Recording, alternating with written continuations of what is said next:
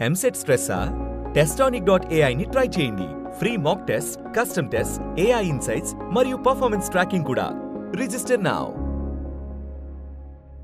Parents ఏమనలేదా US వెళ్ళి graduation complete అయిన తర్వాత మళ్ళీ ఎందుకు మూవీస్ లోకి అంటే మా ఇంట్లో పేరెంట్స్ కి ఇంట్లో డెఫినెట్లీ ఉంటుంది, దట్ ఈస్ దేర్. బట్ మా ఇంట్లో వాళ్ళు ఎలా అంటే మేము హెల్ప్ చేయము, కానీ నీ ఇష్టం నీకు వస్తే చేసుకో అన్నట్టు ఉంటారు. సపోర్టివ్ అట్లీస్ట్ సపోర్టివ్, నీ ఇష్టం నువ్వేమైనా చేసుకో, కానీ మేము ఎవ్వరం ఎక్కడ హెల్ప్ చేయము. That so were they not worried అంటే ఏ కైండ్ ఆఫ్ రోల్స్ చేస్తుందో ఏంటో స్పెసిఫిక్ ఫిల్టర్స్ అయి ఉంటాయి కదా. అంటే నేను very close to my family, so మేము అన్ని డిస్కస్ చేసుకొని అన్ని మాట్లాడతాం. My mom knows everything. And so ఇంత టైం చూసేటప్పటికి షీ ఆల్సో గాట్ ఇనఫ్ నమ్మకం.